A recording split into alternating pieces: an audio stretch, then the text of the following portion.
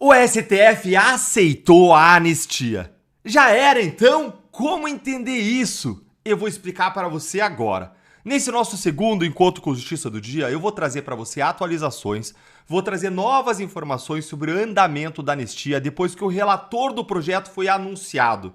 E ele é ninguém mais, ninguém menos do que o esquerdista e aliado de primeira hora de Lula, Paulinho da Força, do Solidariedade, que já falou hoje que a anistia ampla, geral e restrita que a direita quer é simplesmente impossível. Olha aqui a entrevista dele. A anistia ampla e restrita já foi superada e não consigo salvar Bolsonaro individualmente, diz o relator do projeto, Paulinho da Força. Olha a pergunta que o jornalista fez para o Paulinho da Força. O senhor vai propor uma anistia ampla e irrestrita ou a redução de penas? Responde ele, essa coisa aí de anistia ampla e restrita já foi superada. Nós votamos em um acordo o texto do Marcelo Crivella, que já não é sobre anistia ampla e restrita. E o texto do Crivella é só para inglês ver. Nós vamos construir um outro caminho.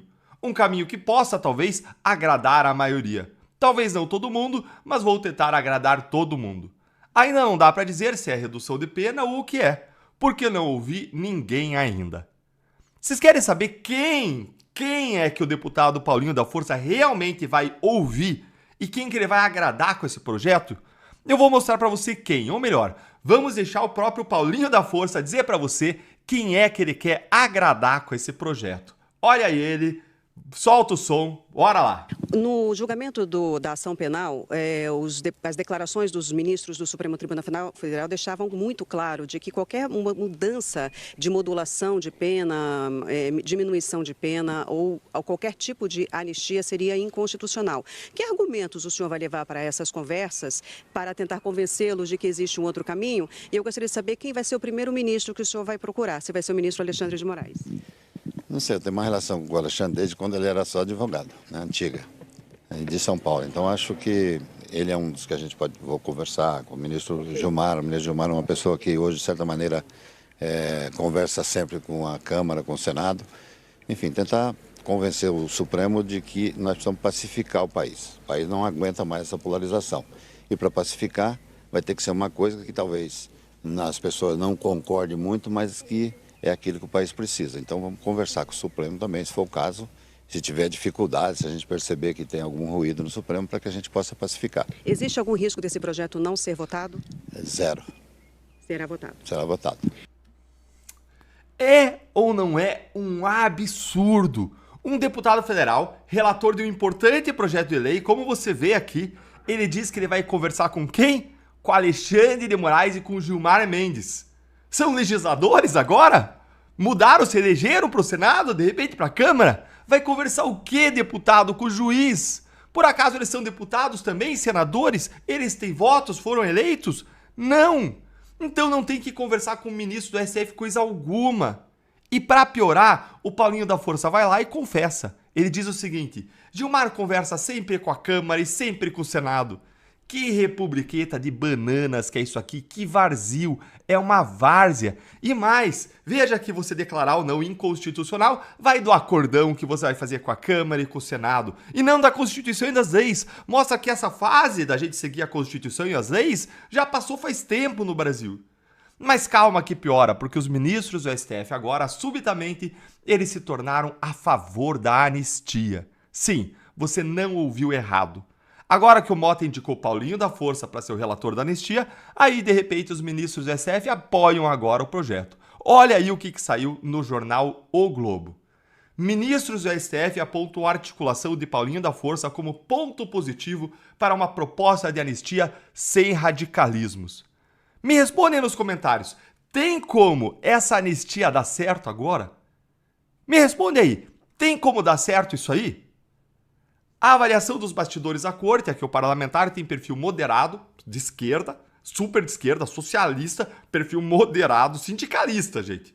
E trânsito político suficiente para construir uma proposta que evite radicalismos e contribua para a pacificação institucional.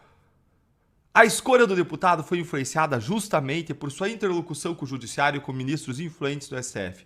Paulinho também já atuou na defesa das prerrogativas do STF, como quando acionou a corte contra propostas que buscavam limitar decisões monocráticas dos ministros. Nos bastidores, ministros avaliam que o relator pode ser um ponto de equilíbrio entre as pressões da oposição, que defende uma anistia ampla, incluindo o ex-presidente Bolsonaro, e a necessidade de preservar a autoridade das decisões judiciais. A expectativa é que o texto final caminhe para uma redução de penas e não para um perdão total. Ou seja, é oficial. Nada de anistia ampla, geral e restrita, não pelo menos se depender desses daí. A direita não pode aceitar isso. Não pode aceitar essa verdadeira esmola, como se estivéssemos aí mendigando alguma coisa. Não, nós estamos lutando por direitos. Direitos. Estamos falando de direitos fundamentais garantidos pela Constituição, direitos humanos que foram violados pelo STF. Esses processos, eles são, como o ministro Fux disse, nulos de pleno direito. Eles não param de pé. Deveria tudo ser anulado. Não precisar nem de anistia. Mas como a anulação não é possível agora, que seja aprovada uma anistia ampla, geral e restrita. A direita precisa lutar por isso até o fim e cuidar com as armadilhas que o STF vai colocar no meio do caminho com a ajuda do Centrão e da esquerda. Eu não acredito! Ministros do STF estão defendendo Bolsonaro? Não. Eu não tô conseguindo acreditar nisso aqui que eu vou mostrar pra você. Senta aí na sua cadeira para você não cair de surpresa com o que eu vou te mostrar agora, porque se algum ministro do STF defendeu Bolsonaro alguma vez, eu não me lembro. Com exceção, é claro, do corajoso voto do Fux e dos 2 ministros indicados pelo próprio Bolsonaro. Mas a gente está falando aqui, é claro, do núcleo duro do STF, daquela ala norte-coreana do Supremo, em lua de mel com o governo Lula, e não dos ministros mais técnicos e equilibrados, não. A gente está falando aqui dos políticos de toga. Olha só o que saiu na coluna da Mônica Bergamo na Folha de São Paulo. Olha aí. Saúde de Bolsonaro preocupa ministros do STF e pressão por prisão domiciliar aumenta. Como é que é? Ministros do STF preocupados com a saúde do Bolsonaro? Não, gente, só pode ser brincadeira conosco. Como entender isso aqui? Bora pra coluna então ver, que trata do início do cumprimento de pena do Bolsonaro em regime fechado, ou seja, em regra, numa cela na prisão, que a gente sabe pela imprensa que deve ser a papuda, porque o Moraes já vazou que é pra lá que ele quer mandar o Bolsonaro. Ministros do STF têm manifestado preocupação com a saúde de Jair Bolsonaro. A possibilidade de os problemas de saúde dele se agravarem, se ficar isolado em uma cela, no entanto, passou a ser considerada real por magistrados da corte que começam a defender que ele seja beneficiado com o regime domiciliar. Uma situação que represente risco para a vida do ex-presidente é considerada explosiva, com consequências incalculáveis. Ah, agora eu entendi então, né? Os ministros, eles não estão preocupados, na verdade, com a saúde do Bolsonaro. Eles estão preocupados é com eles mesmos.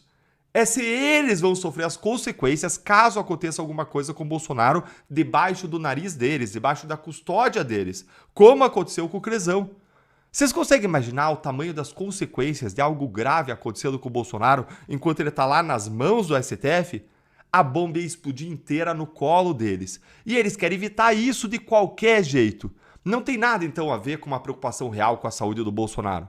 Se houvesse preocupação real com a saúde do Bolsonaro, inclusive com a saúde mental dele, o Moraes ele não tinha colocado tornozeleira eletrônica sem fundamento, sem risco de fuga, não tinha imposto cautelares cada vez mais pesadas e ilegais, de proibição de usar redes sociais, por exemplo, de usar celular, de falar com o próprio filho, não colocaria a polícia lá na porta da casa dele para monitorar Bolsonaro 24 horas por dia do seu próprio quintal. Nada disso teria sido feito se houvesse uma preocupação real com Bolsonaro. E tem mais um fator que eles não vão admitir para ninguém, mas que é real. O medo das sanções.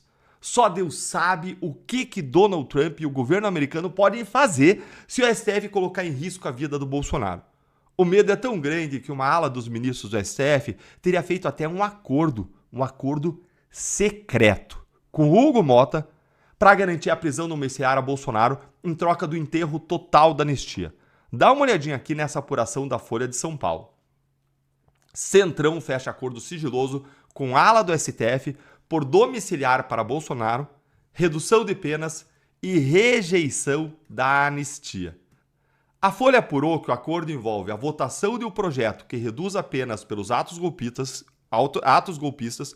a garantia de que o ex-presidente Bolsonaro poderá cumprir pena em regime domiciliar e a rejeição de qualquer forma de perdão pelos crimes julgados pelo STF, segundo pessoas que participam das negociações. Então veja, pessoal, estou fazendo um acordo lá no escurinho.